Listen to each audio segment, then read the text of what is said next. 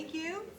Welcome to the 2024 Northern Kentucky Restoration Weekend. Today, what we're doing is, this is the first time in, I believe, the 14-year history of the program that they're offering and open their doors to different organizations, history organizations within our community. Why this is important is because even though we come from history from all different angles, historic preservation from all different angles, we're really getting at the same goal, which is preserving our history, both locally, regionally, and nationally. So today we're going to be spending time with some of these organizations that you may not normally see in a restoration weekend program, but I feel that are super important to the historical context of our entire region. You're here today to see non-building preservation, and these groups are the American Sign Museum, the Cincinnati Observatory, and the Jewish Cemeteries of Greater Cincinnati. Right now I'm going to introduce Tom Swarmstead from the American Sign Museum. Todd has spent 26 years on the staff of Signs of the Times magazine, which was founded in 1906. He became the fourth generation editor of the Bible of the Sign Industry, following his family's footsteps. In 1999, Todd founded the National Signs of the Times Museum, now known as the American Sign Museum. Todd, welcome. Thank you. Wait up here, right? Yep, you're right here. And then there you go. Where's your pen? Thank you, everybody, for being here. As we're the, as was in the introduction, we're part of the built environment, but not architectural. Thank you so much for the introduction. Just briefly about the museum, you heard a few of the facts. I started a museum in '99. We opened up at the Essex building up in Walnut Hills. Very humble beginnings, about 4,500 square feet, lease space. It was just me back then. Only open on Saturdays and other times by appointment.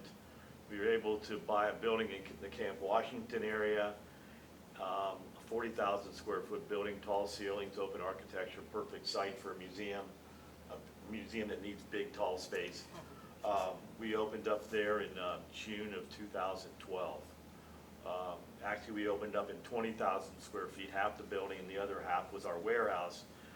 Glad to say that we're about 2 months out from completing a 20,000 square foot expansion, the rest of that building, and that will be open the weekend of July 13 and 14. So I'm hustling. Obviously, we're involved in the preservation of signs. Our mission is really to show how signs are an important part of the built environment. And we have a lot more than signs, anything related to sign making, sign design. So we have sign painter kits, literature, old catalogs, old books. So it's not just signs. That's what people think we are. And part of our expansion was to build a library. We have a library, and I should have brought the bullets of how many volumes, books we have. Literature, I didn't bring that today. Artwork, blueprints, etc. So we're open. There's brochures downstairs. We're open Wednesday through Sunday, 10 to 4. I do presentations around town, and we're actually, the irony is we're better known outside of Cincinnati, or the greater Cincinnati area, than we are in Cincinnati. There's still a lot of people, friends or relatives will come from LA and see their friends here and say, we want to go to the Sign Museum, and they'll go, what? So we have a lot more work to do locally and spread the word about what we're doing. But again, thank you for being here today. Any questions, I'll be around afterwards. Thank you, Todd. Thank you. And then we'll have a question and answer session at the end. And here are some of their exhibits that they have, which are just stunning, aren't they? Okay, so now we're going to talk about the Cincinnati Observatory. And Heyman? Yeah. All right. Anna has made her career in the nonprofit world, working for several organizations, including the American Cancer Society, Notre Dame Academy, and currently the Cincinnati Observatory, where she serves as the organization's executive director. She also serves as a co-host of the podcast Looking Up, produced by local NPR affiliate WVXU from 2017 to 2022. Anna is a graduate of Cincinnati USA Regional Chambers Sea Change Program, Class 3, and the 2014 Northern Kentucky Chambers of Commerce Leadership NKY program, which is a fantastic program. If you'd like to come up. Yeah, absolutely. Thank you. Good morning, everybody. Good morning. Thanks for being here today. Thank you, Bridget, for the introduction. So I'm with the Cincinnati Observatory. I am a Bellevue, Kentucky resident, though, so I'm representing both sides of the river today. And so the Cincinnati Observatory, is this like, I've never used one of these things before. Oh, look at this, okay. So the Cincinnati Observatory, like the Sci Museum, is an older institution. We've been around since 1843, so a little bit older than the Sci Museum, but sometimes not as well known in this area. We're considered a hidden gem sometimes. We're known as the birthplace of American astronomy because we're the oldest public observatory in the country. So we're a National Historic Landmark. We reside in a historic district, the Observatory Historic District. Has anybody had a chance to visit the observatory? Great, love it. So yeah, so our original location was also in a historic location in Mount Adams. It doesn't exist anymore. It's right next to where the Monastery Event Center is. If you've been there, there's actually a plaque in the floor of that building that sort of mentions the observatory. There's a historical plaque. So a famous architect, Samuel Hannaford, designed the observatory. What I love about Samuel Hannaford is that he designed buildings all over the regions. I'm not sure if there's the Hannaford in Newport. Of course, he's got the observatory, residential buildings, churches all over. So he's a presentation of himself, but he designed both of our beautiful buildings, which was wonderful. In 1873 is when we moved to, and we established Mount Lookout. It was an unnamed neighborhood, and so when we decided we needed to move and get away from some of the smog so close to downtown being in Mount Adams, they established Mount Lookout. So that's our little contributions there. Okay, so again, we're the first public observatory. We are, astronomy was one of UC's first programs or colleges. Because of our founder, he was a popularizer, a speaker of astronomy.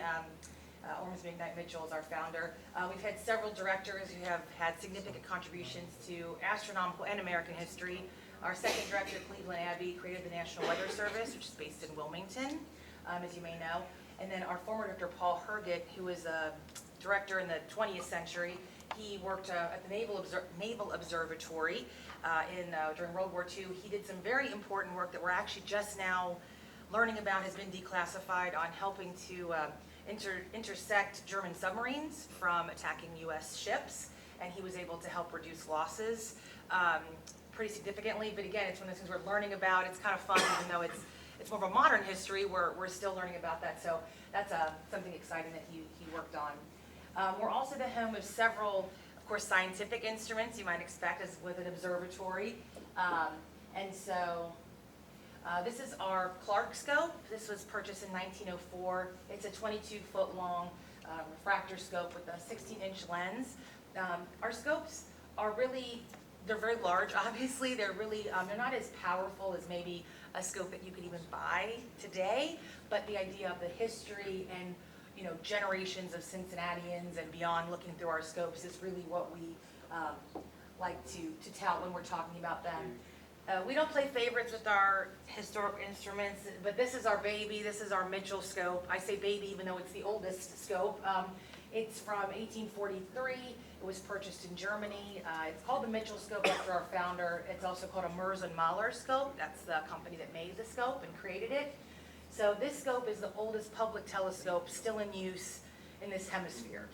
one of the oldest in the world. And when we purchased it, it was the third largest refractor in the world and the only one for public use. So when we talk about history and preservation and access, that is core to the observatory, that it wasn't founded or created for royalty or for the aristocracy. It was really for common people having access, being able to look through scopes and learn about astronomy and of course some history as well. So 8 generations of Cincinnatians have looked through this scope, and we still use it weekly. We'll use it today. We have a program later today. So that's really also what makes some of our instruments unique. They're not just for the preservation and being able to have this history, but they're used today. So we also have a couple other instruments. We have one of the world's only comet viewing domes. If you've been to the observatory, we have a conical dome that is very small. We have currently a Bausch & Lomb scope in there, and it was specifically created for viewing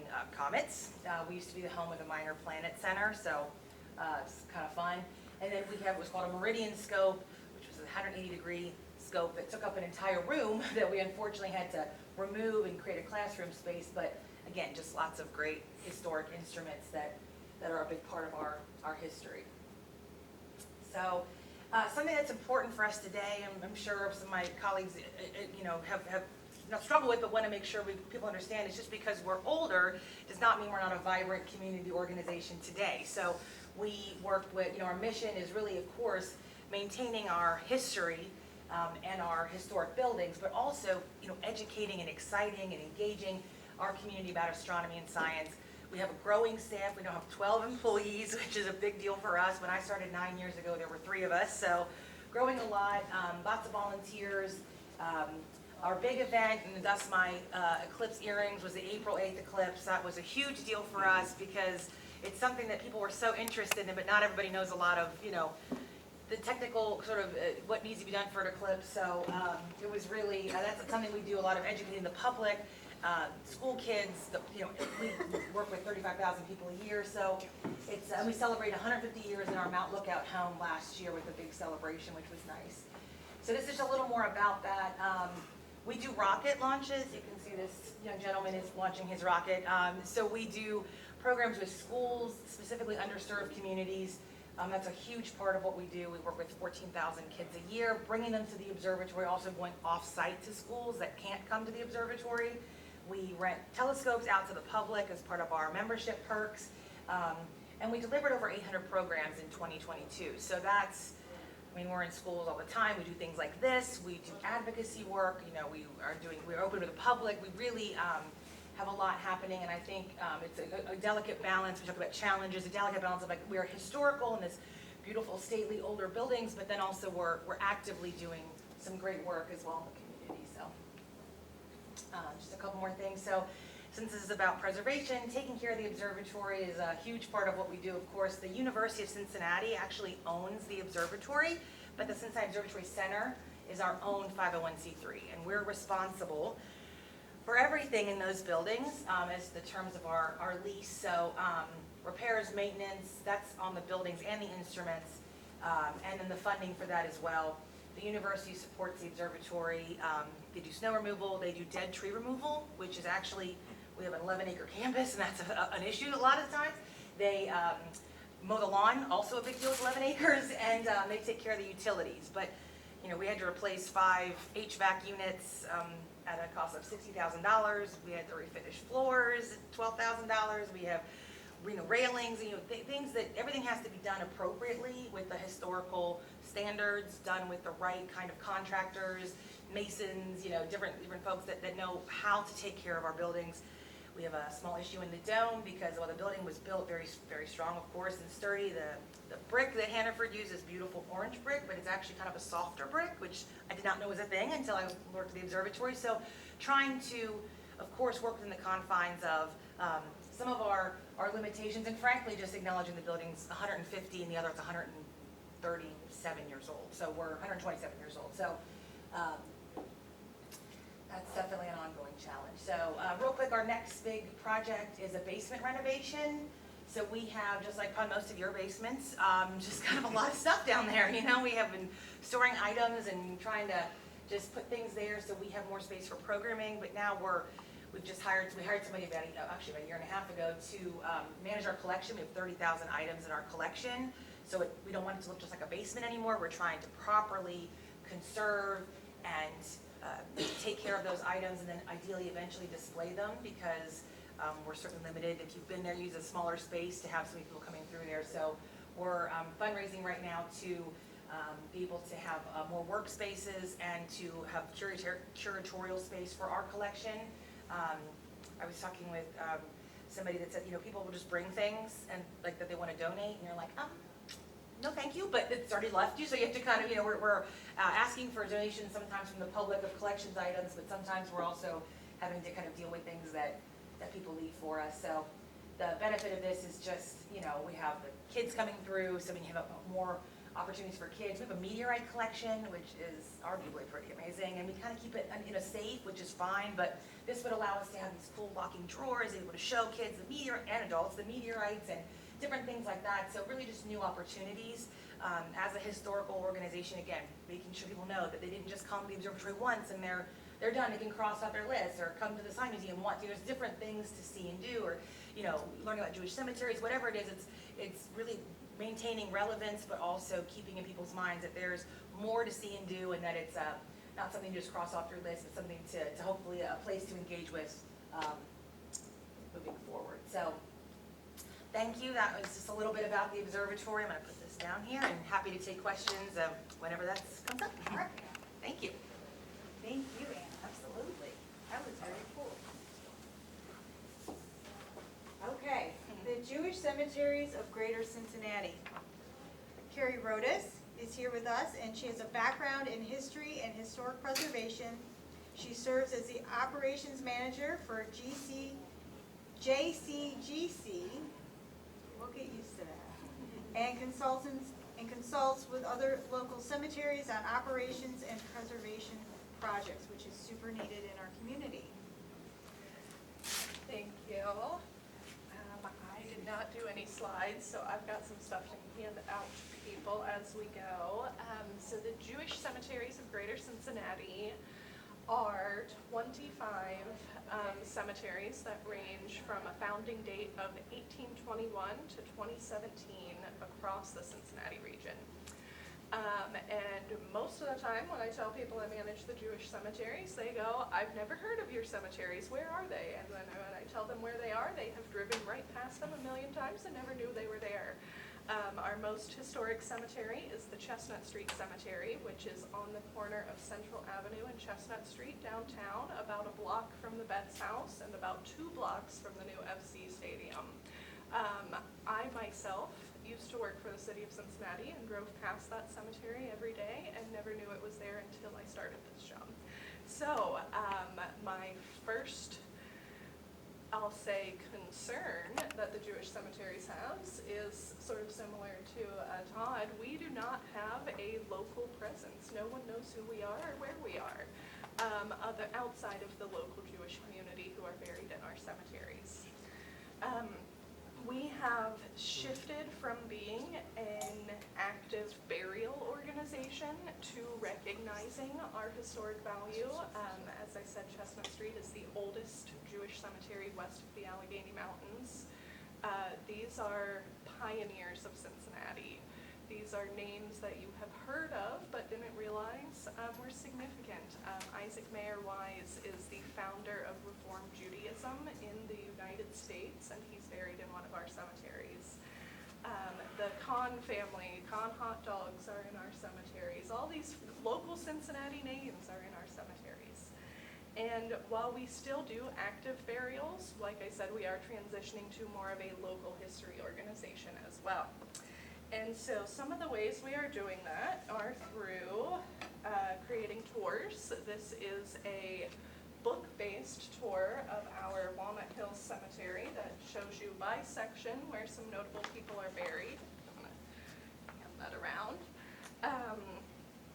We also are in the very, very beginning phases of docent-led tours of our cemeteries, which repeat some of that information but also bring up new information. We are always learning news stories. We have 35,000 interments in our cemeteries, and each one of those people has a story.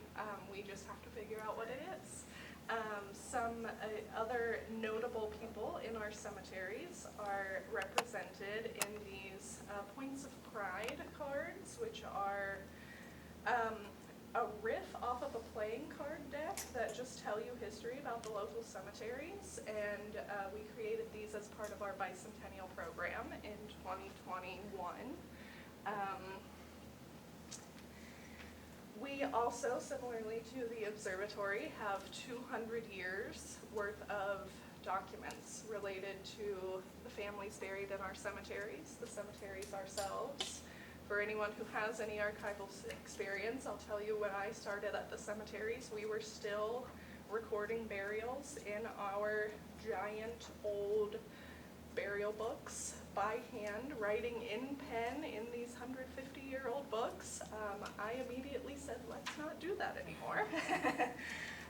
Luckily, we do have a digital database now, and everything is done digitally for current records, but we still have 200 years of historic material that we need to get digitized and cataloged and understand exactly what that material represents. We just did an office renovation of our Walnut Hills office. I say Walnut Hills, that's the name of the cemetery. It's in the Evanston neighborhood because the cemetery is older than the Evanston neighborhood, and the closest neighborhood was Walnut Hills at the time. And that building dates to 1885 and has served as a gatehouse for the cemetery, and then as offices starting in the late 90s. And we reached a point where the 3 staff members working in the office essentially were sharing one office, and so we were able to renovate and turn the gatehouse back into a little bit more of a house where each room is a room and each person has an office. With that renovation, we are also ramping up our collections committee, who are going to start the process of digitizing and properly storing all of those records. Our big project this year is our Holocaust survivor grave marker. This is something designed by the Jewish cemeteries. One of our board members designed this. That will be placed at the grave of any Holocaust survivor who wants it. We know there are numerous survivors in the community, but not everyone necessarily wants to be recognized in that way. And long term, we hope to be able to share this with other cemeteries across the nation for their use as well. The future of our organization, I'll say, is to continue the shift towards history and historic preservation. We are starting to do physical preservation in our cemeteries of our gravestones, which again date to as early as 1821 and are made of sandstone, and in previous generations people blasted them with a pressure washer, which is extremely inappropriate for those stones, and so they now do need some serious preservation work as well. That pretty much sums it up, and again, I'm here for questions too.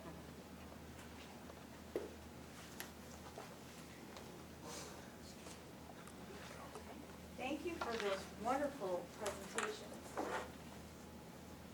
Oh, there it is. Does anyone have any questions? Go ahead. No. Talk about how you're set up. You're a 501c3. Todd, how are you set up? Yeah, 501c3. And your board govern? We have right now 13-member board. We have bylaws. Yeah, that's one of the first things I did when I started. I went into a discovery process and got an attorney and did all the opening infrastructure. I call that infrastructure. And set up as a 501c3. And then funding. Is it music? Is it tickets? And We admissions is probably 40% of our revenue stream. We're about a 1.5, 1.6 million annual budget. 40% is roughly admissions, and then 45% is events. We do a lot of private events. We do weddings. That's a big revenue stream. In fact, the expansion, what I wanted to design there was a lot of flexibility for space we have. Even though we have 40,000 square feet, I wish I had more, and tall ceilings. I know people, maybe other people are envious of that, but so we've got a lot of spaces that are flexible. We've got a new 4,200 square foot space for temporary exhibits and events. We've got a theater that seats 70 people. That can be, it looks like a theater. You walk under a theater marquee from Exeter, New Hampshire. There's a lobby. Then you walk into the theater. That can be, you know, a theater-like presentation, or it can be a small meeting room. Our library is, I modeled it after the Mercantile Library. I mean, not as cool as the Mercantile Library, but that was my inspiration, shall I say. But it has a really nice conference table with, you know, nice cabinets, and if you want to have like an intimate board meeting for 15 or so, you can use that. And then we have our existing event space. We can seat 175 in that. When we've been using that new space, can seat 275 people for a sit down. It's got 3 screens, so we've got a lot more flexibility with this expansion. That's probably a really long answer. And you're a not-for-profit independent of the university. Right. Governed by a board that. Yes, we have our own board of 17 people. They're a governing board, regulatory board that helps us. I'm their only employee. I manage the rest of the staff. So people think I'm a UC employee. It's really more of a lessee relationship with them. Gotcha. So it's really, we're responsible programmatically, financially, operationally for everything with the organization. And so we're also funded with a healthy, I think pretty healthy revenue blend of sort of individual contributions, including membership. We have about 900 members, and then grants is about 35%, and then this earned income piece, which is programs, rentals, charging tickets, those kinds of things, or charging for tickets, and so that's makes up kind of our operating budget. But the big issue is when we have a big repair or something, so we also have a deferred maintenance fund that, where the university helped us kind of establish, which we're actually in the process of establishing, because if you have a big, we had a roof repair 2 years ago that was $450,000. Wow. And so things like that, you know, we have a good, what's the word? Corpus. Fund, corpus, yeah, but one or two big expenses, honestly, could wipe it out, but you have to really be anticipatory of what could happen. So we have really strong operationally and in a growth mode, but also trying to make sure we're ready for things that happen and that could be unexpected, so. And how are the cemeteries going? We are also a 501c3. My organization was founded in 2008, and prior to that, all of the cemeteries were individually owned and operated by synagogues, burial societies, and there was a very obvious discrepancy between the cemeteries owned by the prominent synagogues in town versus the cemeteries that were owned by maybe a synagogue that had closed or a society that wasn't really active anymore. And so they saw the need to come together. And each one of those societies contributed their cemetery funds to a central pot. So we do have an endowment that, to be frank, is way too small for the amount of work we have. And our main source of revenue is, of course, burials, which is a unique aspect in 2024. With alternative burial practices, our physical in-ground burials are on the decline, and we do need to get creative on other revenue streams. Outside of that, we do rely a lot on donations and fundraising and grants as well. But just to put it in a little bit of context, before we all merged together under the umbrella I operate, there was a report done of the amount of work needed for all of the cemeteries, and it totaled about $30 million, and the bulk of that has not been done. So funding is obviously our biggest issue still today. Thank you. So, Gentleman in the red. yeah, so my question is like 2 or 3-fold. Okay, so my wife's grandpa was in charge of ammunition for General Patton in World War II. So that tells me that we have a lot of historical significance dealing with World War II and other wars here in northern Kentucky, especially Newport specifically. So my question to you guys is, how have you been able to incorporate or thought about crossing over the waters to see what northern Kentucky has to offer that can benefit your community? Because number one, your cemetery, Judy, is a lot of Jewish burials. So we've seen a lot of people fleeing from the areas of Germany coming over here, but also this area is a German town, German area. So a lot of those peoples leaving Germany, coming here, were escaping racist ideas. So I tell a lot of people that's an element that people don't pay attention to here in northern Kentucky. So my question is, have you guys thought about trying to incorporate some of those ideas and knowledge into what you're doing? So that's something that I need to do a little bit more research on. I know there was a synagogue in Newport that closed around mid-century, but from what I've been able to find so far, everyone who was a member of that synagogue was buried across the river in one of our cemeteries. So I don't know of a Jewish burial ground in northern Kentucky, but I have been trying to work with Scott, who's the preservation officer for Newport, on doing some more history of that synagogue. What we have done pertaining to that synagogue is at our newest cemetery, there is an exhibit that is made up of signs from synagogues across the community, including the Newport synagogues. There you go, I see it. And they are these big, giant, like this big marble slabs that list all of the names of the founders of the synagogue. And my long-term goal is to find the descendants of those families who are probably still in Newport today, at least some of them. I mean, I can speak a little to regionalism, sort of in the sense of, so the observatory being physically located in Mount Lookout is frankly, it's wonderful. It's also a bit of a challenge because we're, again, when I say hidden gem, we're in a neighborhood. You're driving along and you're like, you turn and you're like, oh my God, there's a giant dome in front of me, you know. So what we've been doing is programmatically, we don't do everything at the observatory. We try to, whether it's schools or working with different public organizations or private organizations that want us to come do talks or events. The biggest tie we have to Northern Kentucky is Fort Mitchell. It's founded by our same founder, or named for, our founder as well. My cousin happens to be the mayor of Fort Mitchell, so that's kind of a fun little tie-in. So they have a lot of history, talk about his history.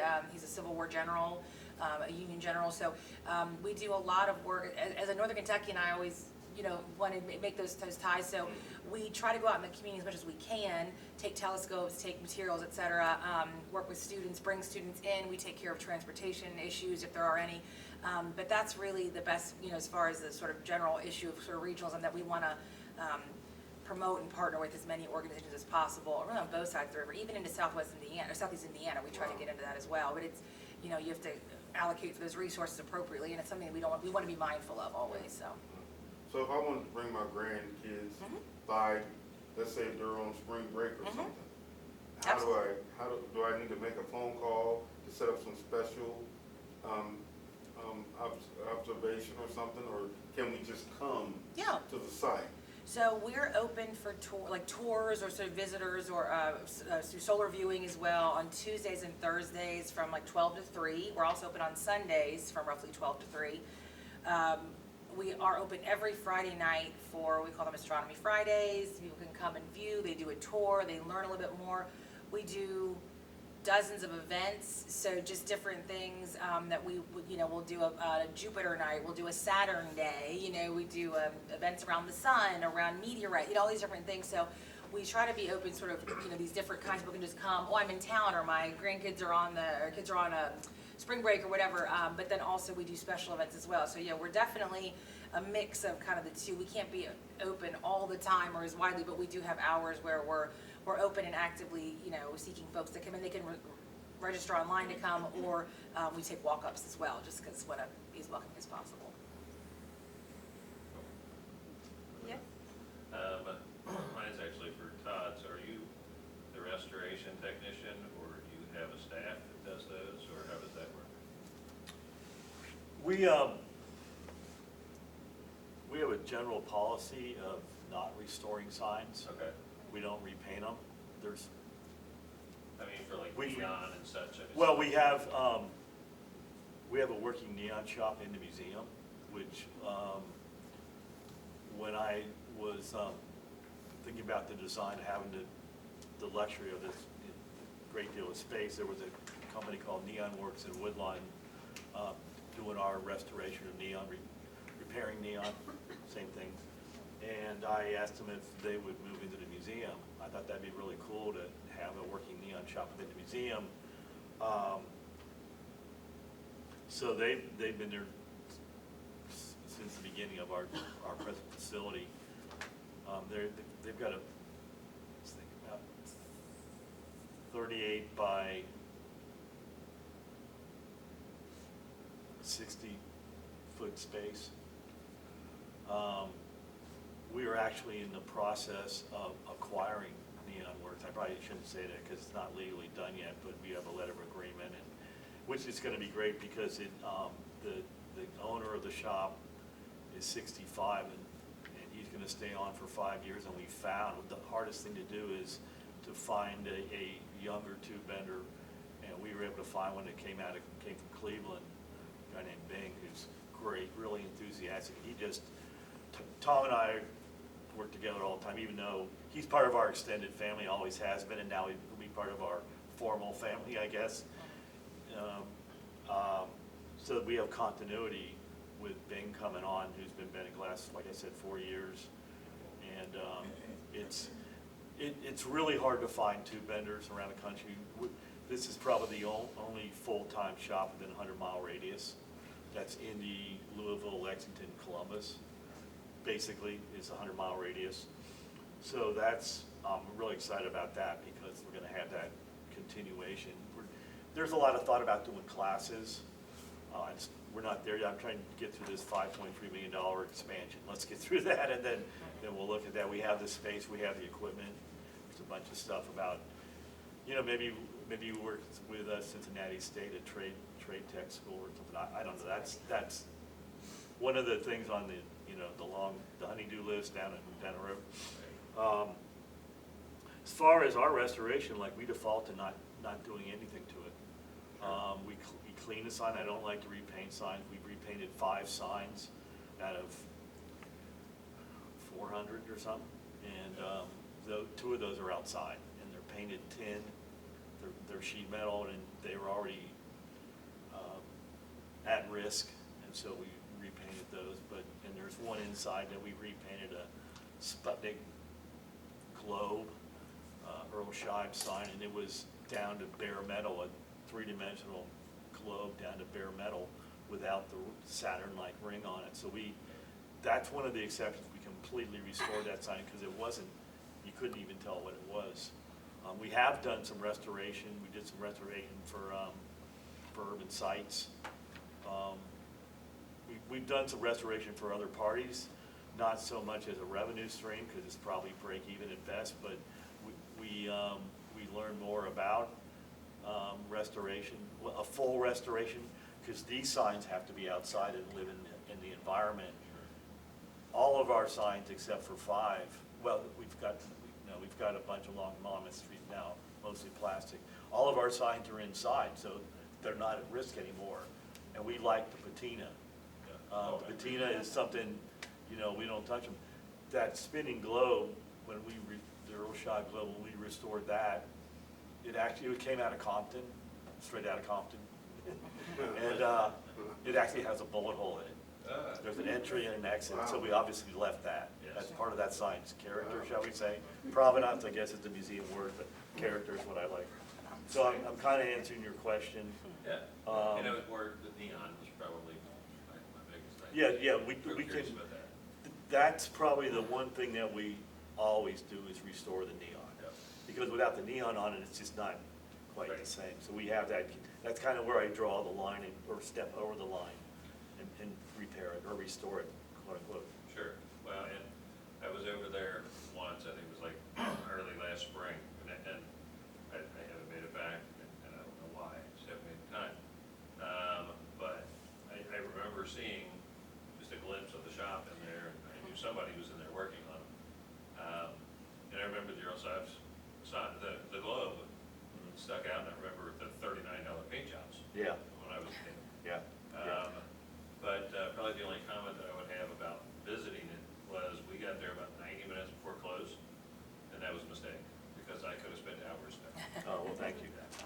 Most people I spend probably, you know, the attention span, especially if you have kids, is probably an hour. We tell people save an hour, but if you're really into it, obviously, spend more time. And now with an expansion to 40,000 square feet, you know, maybe we'll change that, leave that minimum hour, maybe an hour and a half or something. We'll see. Maybe need a snack bar before it's over. Yeah, or certainly coffee. That is hard to figure out how long people are gonna stay, because we say it's pretty small, but then you're like, someone will be, you're like, oh, they're still here, like, they wanna know more, it's like, it's Yeah, it tricky, depends right? how much you're Yeah. into it. Definitely. You can always come back to Right, it. exactly, it's a good point. The sign that says girls, girls, girls, you know, from Mama Street. Well, we don't have one, the answer is not yet. Not yet, okay. We almost got one, what club was that? I'm trying to think which, can't remember which one it was. It's one of the well-known entities, establishments along, It's a good tie to Newport. yeah, yeah. But our signs are all over the country. I should have said that. I didn't say that. That's a very cool place. Thank you. Yes. Hi, I'm interested, you all mentioned collections that are you're trying to digitize, and you said you had a library. How accessible are those to the public? Like, can you go in and use the library there? Did you make an appointment? What kinds of things do you have in your collection at the Sign Museum? And you were talking about digitizing the cemetery records, is that up somewhere yet? So for us, as of right now, basically nothing is publicly accessible. If someone has a specific question, I am able to, most of the time, figure out what box I need to look in and find the stuff they're interested in, and then I can set up an appointment to view that or digitize that and send it to someone. But we're sort of at the point where we don't know what we don't know. I know there are things in our collection that I have no idea what they are because I haven't opened that particular box yet. That is one of our goals, though, once we are able to digitize, tag, catalog, and then properly store, is to make it all accessible to the public. And this is several years down the road, so I'm not making any promises, but there is hope to create a genealogy center where people can come and do the research themselves. And we have a similar situation. We have an intern who's just graduating in the next couple of weeks. He just digitized 1,000 lantern slides, which was great. It took a long time. And the biggest thing for us is also trying to digitize our collection is that it's such a manual process because you have to name each thing so it's searchable, you know, all this, you can't just zoom them through. And of course, being very careful with it, get the right scanner, all that kind of thing. So we're also in hopes that in the next 3 to 5 years, we'll be able to offer the public. We work with other historians or organizations maybe if they're looking for things, but we're not quite able to open it up to everybody, but that's a goal of ours as well. So we had somebody that was volunteering for a long time, doing a great job, but it was such a slow process, especially as more things came in. So we're kind of trying to get a baseline and then be able to move forward and open it up so people can search or reach out to us with questions or things like that, because there are a lot of people that are interested in our collection and items and the history. So it's an exciting work, just kind of slow moving sometimes. Our library is accessible by appointment. You just need to call. It's actually, in the museum, it's basically one floor, but there's some stairs that go up. The library's upstairs, kind of removed. When we first bought the building back in 2009, I walked in the building and said, that's gonna be the library, but it took us, we finished the library part as phase 1A of the expansion. That was finally completed in 2022, so. We have my family, when they published the magazine, had the foresight to, at the end of each year, they would take one issue from each month and hard bind it. And every time I was in a family board meeting, I said, if you ever sell the magazine, those go to the museum. And I would say that every single time. Well, my family sold the business about 2.5 years ago, the publishing business. And we have every single issue of Signs of the Times from May 1906 to, we sold it in 22, so I think it ends in 2021, but, you know, we'd have those, and we've been, one of our board members works with public library, is employed by the public library, and they've kind of been leading the charge to have all that scanned. I think we're up to the mid or late 40s. Unfortunately, it's not indexed, but it is very word searchable. So I mean, that's an incredible archive. The Library of Congress is supposed to have a set. I don't know that for sure, but that's the only other complete collection. Do you have anything else in the library besides the magazine? Oh, yeah, a tremendous collection of books, very targeted books like How to Paint Signs, and then a lot of books, like we have a book on Douglas Lee, who was like the founder of Times Square. He's the brains behind all, like the smoking camel sign, that was his deal. And we have a tremendous archive of Douglas Lee too. So as far as research, we've had the woman who wrote the book, she actually wrote it on Times Square because the publisher said, you know, nobody knows who Douglas Lee is, but it's about Douglas Lee as told through Times Square. She did her research here at the museum before we had the library, and I was like pulling stuff from 3 different places, but now it's all concise. A lot of books and catalogs, artwork, blueprints, just, you know, ephemera. We just, the curator who's unfortunately leaving, we were migrating our database to a more high-end database with scans of letters, and before it was just me doing all that stuff. And, but we have a much better database. It's probably about 90% complete, somewhere in the 90% range. A lot more comprehensive. So that's actually going to be on our website. So you can, you know, there's some fields we left out, like when we purchased a piece, we leave out the price we paid for it. There's a couple other fields we leave out of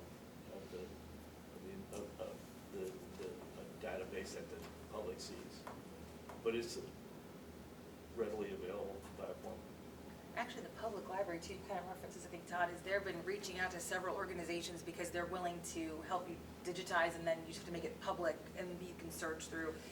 We have a lot of UC items that are theirs, but we had a little bit of like, we gotta figure that out, but it's such a great idea, and they have such great resources to be able to help some of these smaller organizations, or like, it's a great idea, but they have the resources to be able to help with some of those things, and so we want to work with them as well, and it helps to get, again, the access, which we want to provide, just haven't been able to, you know, they're removing the barriers for us for that, so that's something we've been wanting to work with them on. It's such a great idea, kind of this comprehensive history of the region, not just the city, you know, and being able to have a group like that is so beneficial in the community, so we've been working with them as well. It's kind of a big help too.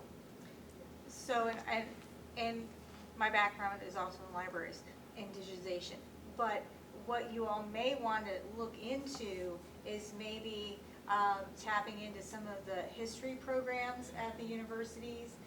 Xavier has a good program, UC of course, NKU has a program, and what you can do through them is their students, both graduate and undergraduate, they can do either directed studies or independent studies. In some cases with the public history program at NKU, they can actually do their capstone project and do a digitization project for you. Or We've had them help come with it. before, it's been Okay. great, yeah, and our Yeah. interns from Xavier right now, yeah, Oh, but NKU's perfect. program is awesome as well. Have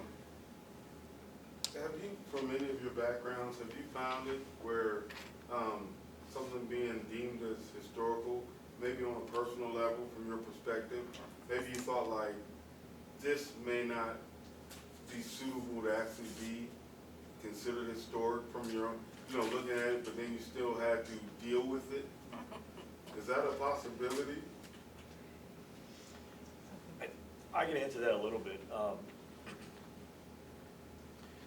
I don't want to get into the political discussion here, and I don't know how to without hinting at it. For example, currently in Cincinnati, a lot of people know the Big Indian sign on Vine Street, Mhm. okay, in Carthage, is that Carthage? Exit 9. Right. And there's a lot of, there was controversy that came up about 8 years ago, maybe 10 years ago, and somebody was, got it in their head to make that their project, and I have my opinions, but I'll try to keep to myself, but, and I got a call from one of the TV stations, the one on the hill above Reading Road, I don't know, 9, 12, or 5, they wanted me to come down there at 10 o'clock at night for the 11 o'clock news and talk about the Indian sign on Vine Street. So, and that just came up again recently, it was in the paper about that. And I know the owner of it. In fact, that sign was on the cover of Signs of the Times, and I forget what issue, 1956. So I took him copies of the magazine so he would know, because that originally had neon on it and the hand went up and down. We got a number of like Facebook and calls and emails like, are we gonna end up with the Indian sign? And I'm all for it, but I'd rather see that sign stay in its original location Yeah. than come to the museum. That's my first priority. Okay, And the city of Cincinnati can't make him take that down without compensating him for the advertising value of the sign, not the nuts and bolts. Mhm. And that's got, I don't know what the value of it is as an advertising medium, but it's incredible. Yeah. When they tore down the Caddy's wall, Mhm. down on 3rd Street or wherever it Right, I was, used to go to Caddy's. along Fort Washington Way, they tried to pay the owner of that like $300,000 or $400,000 for the building. Well, went to court and it ended up being over $2 million because of the advertising value of that wall, the traffic count. That's worth a lot. So I don't know what to do with that. Just we've kind of stayed out of it when I get a call from a TV station or whatever. I don't want to get mixed into the controversy. It's just so, it's a sad state to affairs to me but I'll just kind of leave it at that. I'll start getting into my own stuff. But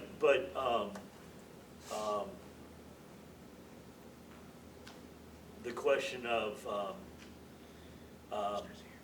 signs, like for the water fountains, whites here, blacks here. That's very historical. And do you try to collect those, and then are you at risk of offending somebody?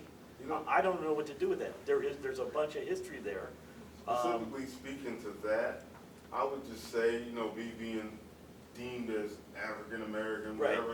whatever that means, I would say just keep in mind, like from a different perspective, like we're during like Black History Month, stuff like that, we're saturated with those ideas, whites and black. But the idea, it almost seems like the sentiment is that some whites, I wouldn't say all, view that as, come on, we'll allow you to come and drink at our fountain.